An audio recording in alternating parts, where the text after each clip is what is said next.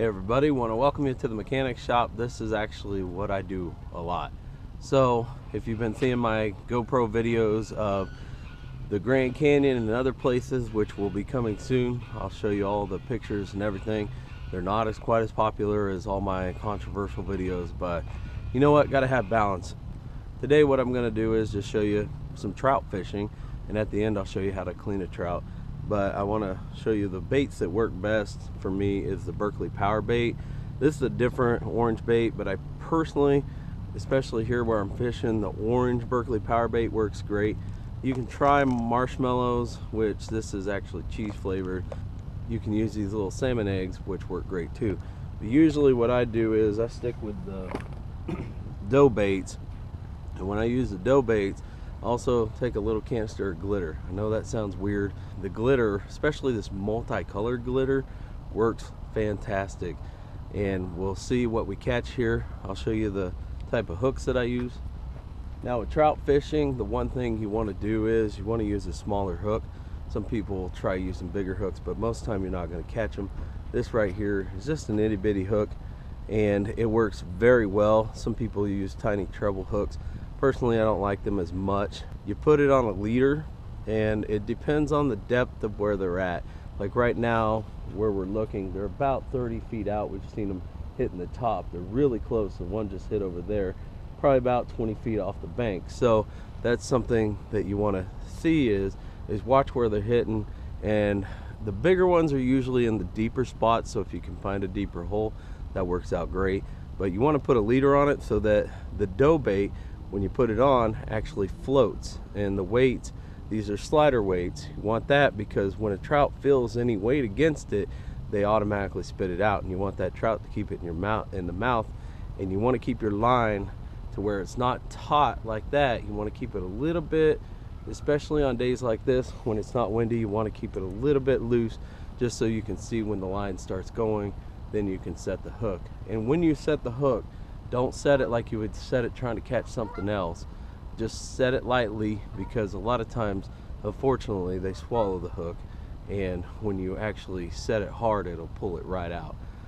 Also, if you use gold connectors, they're lighter, so it allows for the dough to float up. Now I'll show you the way to put on the dough that works really well for me. This hook has a little bit of a bend to it that goes the other way, and this dough bait actually already has glitter. Now I'm going to try some orange one also, and we'll see which one they'll bite on. But what you want to do is you want to take it and put it around the hook. Now the best way that I've found is to make it into what's called a cocoon shape, because it looks more natural than just a ball. Now the balls work too, but I've caught more off of actually making it look like a cocoon shape type deal. Just kind of put your hook right in there, and there you go. You got a small little cocoon. It's already got glitter in it, but I love using this multicolored glitter and just tossing a little bit on it. I put it in my hand, just kind of roll it around like that and get it all nice and shiny, because what they do is they like that. And if there's a little bit of wind today, so it's good, because as the dough floats, it'll move with the water, and that's what you want. Trout are an aggressive fish, so you want the dough to move, and it'll sit up a little higher. Now a lot of times I have a little thinner line on here. This is actually a 40 test, which I normally don't use. I use braided, the green stuff, but this has caught just as many fish as the braided. So, but here we go right there. And all you got to do is cast out and see what we get. It's a beautiful day today. Wind's not blowing like crazy, but let's see what we get here.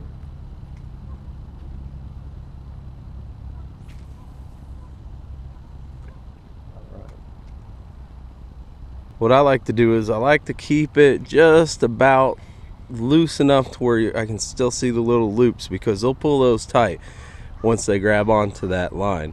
Some people keep it tight. I like to keep it loose because it gives me enough time to see it moving out. And on windy days it really sucks, but I try to keep my line low on windy days, because then you won't get as much play from the wind. And this line actually sits on top for quite a while, so also you'll notice the line starting to sink down when you get a bite. Now fishing for trout in a pond is a little bit different than if you're on the river. These trout are used to noise, ducks, and everything else. So that's why we can sit it on the bottom and let them cruise back and forth. Especially in this pond, there's a deep little ravine, and if you can get it out far enough, they cruise in that little ravine because they like the colder water. And as they cruise, you'll get multiple bites all at once, and then it'll disappear for a little while, and then they'll come back because that's all they do is they cruise back and forth. My line's gone taut here. I'm kind of curious on why it has, and so I'm just going to go ahead. And it's good with dough bait to check your line every 15 minutes or so, just mainly because you never know, they're sneaky little bastards, and every once in a while they just nod off and they go on their way. So you'll be sitting out there with an empty hook, and the longer you wait, the longer you are going to be sitting here trying to catch fish. Now when I pull this line, I'm not going to pull it really hard, but I am going to give it a nice little, and I don't feel anything on it, so we'll see if, and the thing about it is when you're reeling in, dough bait has a tendency to fall off, but looks like it's still on there a little bit. Now I don't know, this orange bait's a little softer, and as you can see I'm using a longer leader because I'm trying to get out there deeper so it'll float a little higher. But my bait's gone, which could be just because it fell off when I drug it in, or also the fish got it and took it. But we'll rebait it and see what we get. With bait, the thing about trout is every once in a while you got to switch it up. This here is cheese and a salmon egg. The cheese, this little marshmallow, will float and it'll hold that salmon egg, and hopefully it'll bob and kind of catch their attention with the red and the yellow. But they like colors, just remember that. They like bright colors. But let's see what we can get with this. It's just a little different style on the same small hook. It's a little longer leader, and we'll see what we can get. Now a lot of times during the day, trout are just cruising. So if they do snag something, they'll just snag it and kind of slowly just take it out. So watching your line is kind of pertinent, because I went ahead and made these a little tighter. I can also see a little quicker when they start moving with it since it's so calm. A lot of times the trout will hit it and quit it, especially when they feel weight on the other end. As soon as they feel weight, they'll spit it back out. All right, we got one on. About took my pole in. Here we go. Saw him pop up, so I threw over there. Use the dough bait. Oh, he's a good one. Yeah, come on, buddy. Whoa! Come on. Whoa! Oh, yeah. He's got a little fight to him. I'll let him run for a second. I'm going to loosen up my drag here so I don't lose him. Oh, a little too much. Come on, buddy. He's a fighter. Come on. Let's see if I can get that. Come on, buddy. You're almost in. Man, he about took this pole in. Just trying to get him in slow.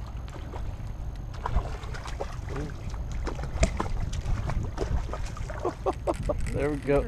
Yeah, he's good size. Good size, buddy. Good size. Oh, trying to run still. All right. See if we can get him. Ooh. Woo! That's what I've been waiting for. You guys see that? I hope you can. Look at that guy. These guys are slippery as snot, but look at that guy. That's a good 2.5, almost 3 pounds right there. Look at him. Woo! He took that, about took my pole right in, didn't he? I'm trying to get all this slime off of them. The thing about trout is they don't stay out of the deal very long, but look at that bad boy. Yeah, he's a good 2.5 pounds at least. And he swallowed my hook, so he's probably not gonna live through this, but yeah, look at that. Woo! Now that's what I'm talking about. That's how you trout fish right here.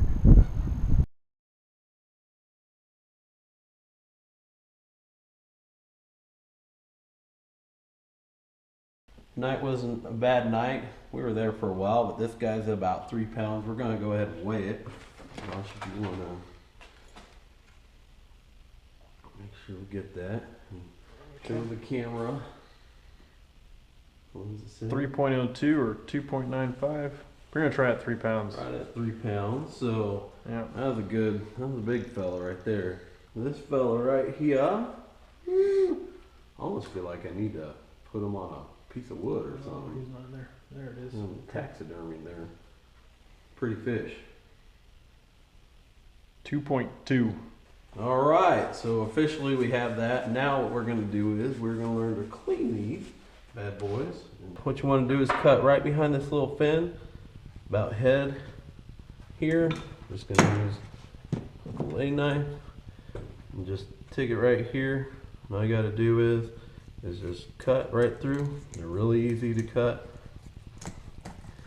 Cut the head off. And what you wanna do is take it from the anus, right there.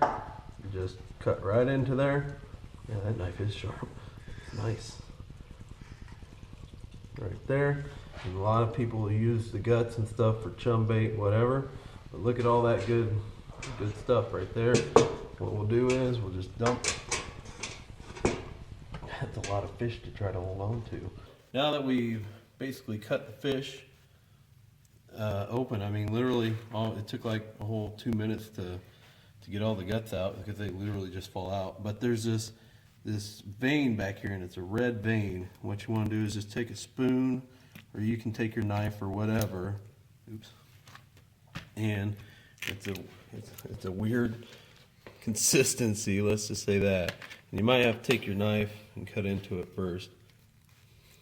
Get past that little skin. But I think this is the most kind of difficult part right here, is just scooping that out, because otherwise it'll give your fish a weird taste. But it's just this vein right here. Once you get past that skin, just scoop it. And usually I'll try to get as far back as I can. And as you can see right there, and that's usually what takes me the longest, getting that out. And you just throw it in your chum bucket. Then what we'll do is we'll go inside, wash it out, and it'll be done, ready to cook. And you're done. And as you notice, there's these rainbow trout have a lot of meat to them. This one especially. This is a big chunk, but very clean. And I love the taste of the rainbow trout. They don't taste like fish. Just see all that meat. Good stuff. Josh is gonna take what he's learned.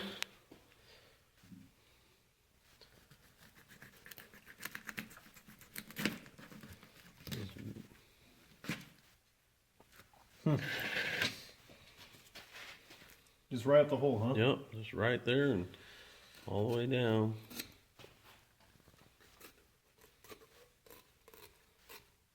This is really my first time doing this. This is not an act. So this is Josh's first time ever cleaning a trout, and so as you can see, it's actually rather simple compared to other fish. This is way too easy. And then just take it. He's a little more hands-on than I am.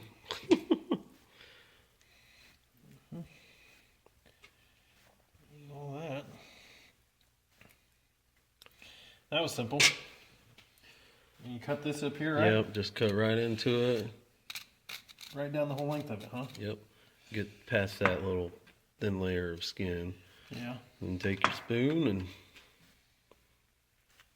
it's just like a jelly, a weird jelly. Yeah, that's weird. All done. Ta-da! We'll go inside and clean it and Clean fish. call it good. Bad boys are going to need to be cleaned off. Usually you can soak them in water if you want. Just depends. Some people soak them in salt water. But just these fish are super slick, just like that. I mean, a lot of times you have to use a rag just to hold them when you catch them. And so they got a slime built up. Now personally, I don't like that slime, so what I'll do is I'll wash it until I can get a good chunk of that slime off. And just kind of get all this stuff out, wash it clean of the blood. And there will be a little bit of that spine left back here, but it's fine. It won't hurt you if you leave some of it in. A lot of times the fastest way to do it is just grab some paper towel But I'll just take the paper towel, wrap it around it, and it helps to get that slime off. And you might have to use a couple more, but it's just not big on the slime.